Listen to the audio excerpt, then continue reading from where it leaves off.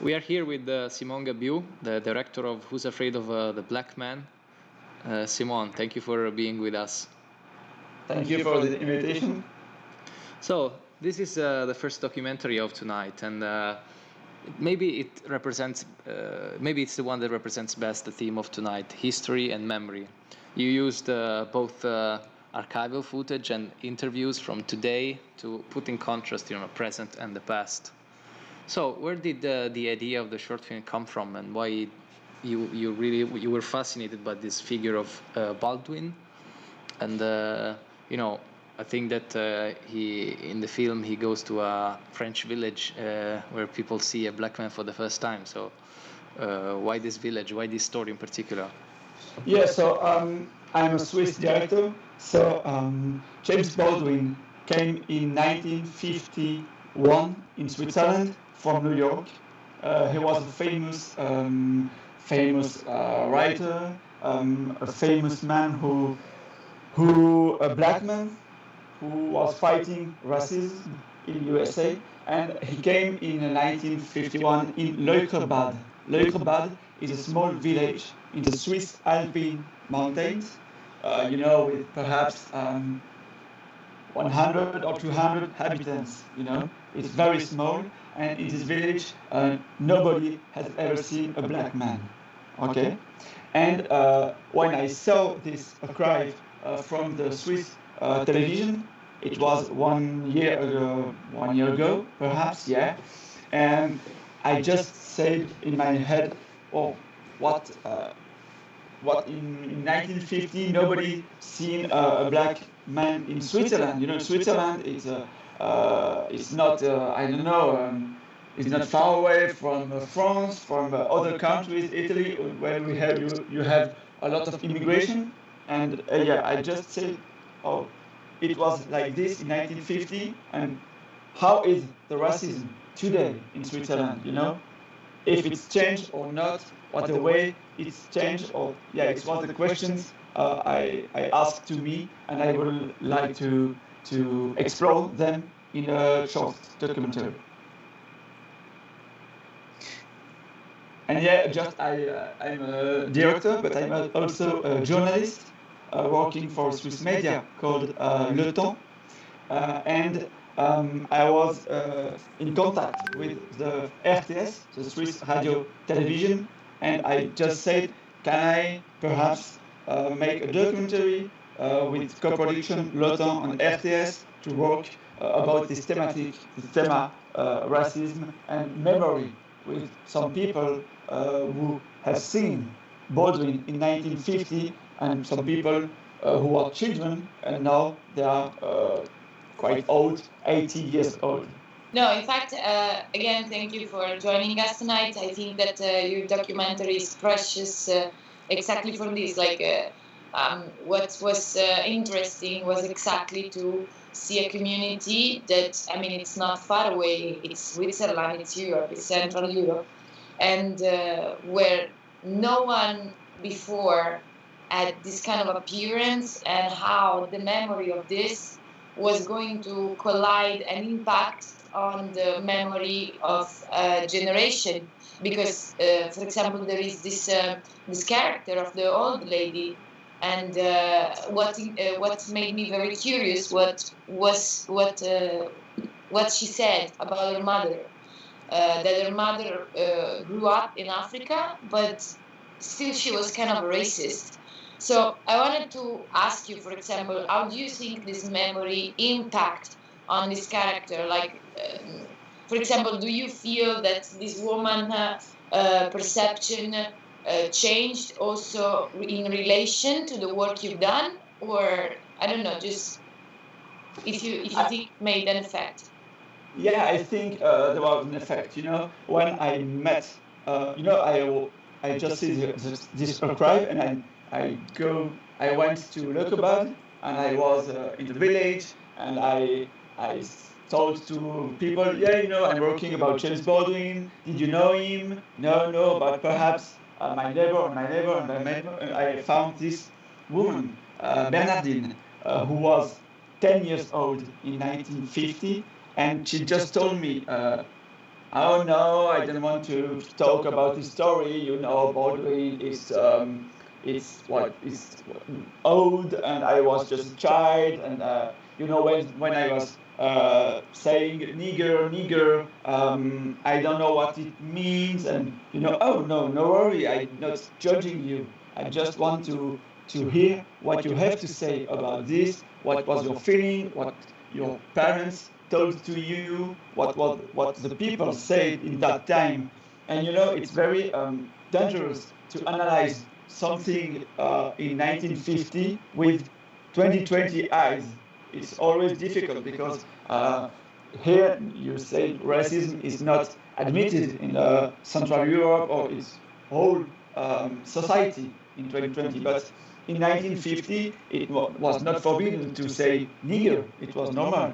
You know, or everybody said nigger, you know. And always Baldwin just said in the documentary, yeah, for me it's okay. Everybody say nigger, but perhaps the children who say nigger is for them it's normal. For me it hurt me. But yeah, everybody told this. And about the memory, when I met this woman, she told me not. I don't want to talk about Baldwin, and I just say no, please. It's very important for me to have your feeling now in 2020, 70 years later, what you have to say. And she said, yeah, now I would not say the same thing.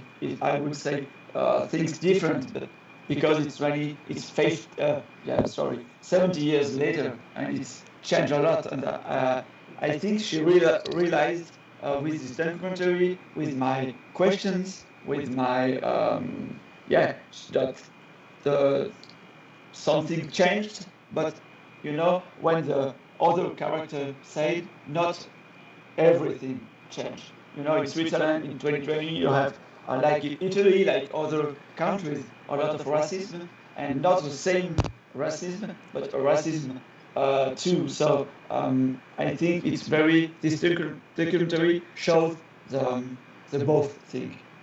I think also what's interesting is that in this case we see that racism comes from fear. Like we all know that, but in this documentary we can really touch it because it was also kind of, let's say, funny, the image of these kids that had never seen a black guy, and of course they were scared because they have never seen something like him. And this, I think, it's powerful because, you know, when you put childs, it reconnects to something that is before hate, and also makes you understand more about the racism itself. And I think Andrea might have a cute story to tell about it. I have a similar experience, and I could relate a lot to the film because 1 year ago I went to Zanzibar to shoot a documentary film, and I had an assistant with me who just had a child, and this child was 1 year old, and I was the first white man he ever saw in his life. And when he saw me, he was totally, terrified by me. I was the first white man he saw in his life, and he broke into tears and was terrified. He ran away from me and did not want to see me for any reason. And I really could relate to the image of children touching Baldwin, and because later when I spent some time with him, he tried to come closer and closer, and then started touching my hand and my skin and my face. Say, okay, he's not a monster, so I can be with him. And it made me think again about there are two kinds of racism in my opinion. Xenophobia is just, I think, pretty normal. It's pretty normal to be afraid of something that's different from you. But from that to actually hating the thing that's different after having had dealt with it, that is real racism. And in this kind of film, we can see the innocence of small children who are not in fact racist, or just scared by something they never saw before. And they're put in contrast with 2020, where we have a totally different kind of racism, and it completely transformed. Yeah, it's very interesting what you're saying, because in the film, the children is like ignorance. They don't now what they say, the the way they say, it's not a new things for them, like snow, like water. It's a new things, a black man. But the great difference was in 1950. You had some countries like Africa, like United States, where there was great racism with hating, with apartheid, and you not having it in Switzerland. So even the great or the adults or the people who were 30, 40, 50 years old, it was like ignorance, it was a racism, but not a direct racism. It was not, we don't like you, Baldwin, because you're a black man, but, oh, it's a black man, okay, what are you doing here? You're black, so you're a stranger.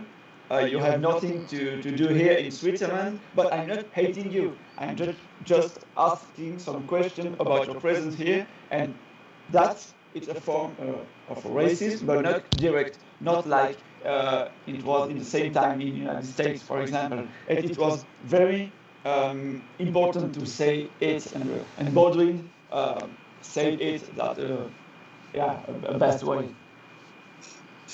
But how is the situation there now? Like, of course, as you said, for sure there are some racists, as sadly in every part of the world, I believe. But how do they relate to the memory of James Baldwin now? I think they must be pretty proud that such a writer was there, no? Yeah, they was very proud because Baldwin was a very famous writer, even in 1950. So they are very proud. It's proudness for village to say, oh, James Baldwin lived during, I don't know, 3, 4, 5 months in Leukerbad. So they're very proud of it. But perhaps they are not so proud that the ways of some citizen or some children said about nigger, it's like a dichotomy, and it's very interesting to see it when you go to Leukerbad now in 2020.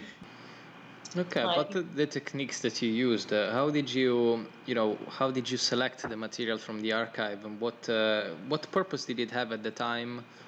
Who was, taking those videos of Baldwin, and why?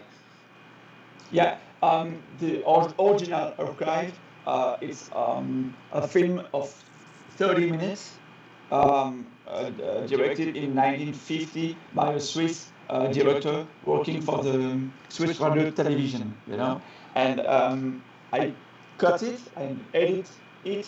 I just select some some passage with what's very important for me and for my story, and I wanted to do it in a way to like a continuation, in the pictures.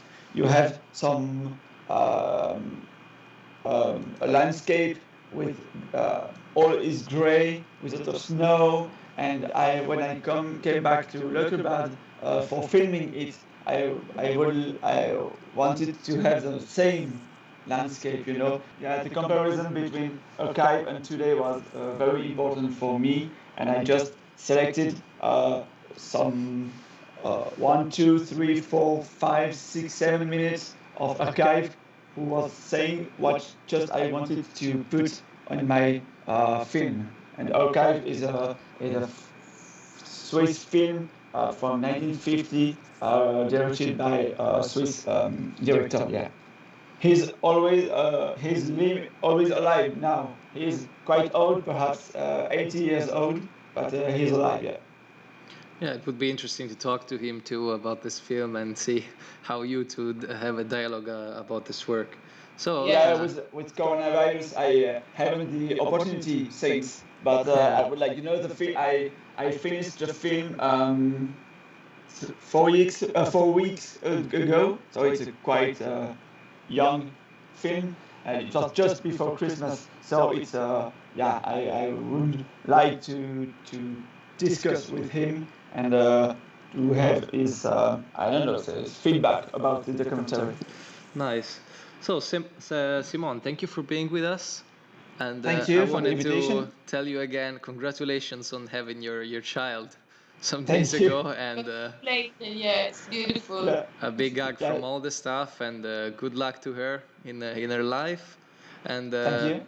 well, enjoy life. I mean, And thank you, and you too in Italy. Take care, and perhaps my daughter will be a future director. I don't know for short days. Perhaps we will see. we hope so. We hope Yeah. so.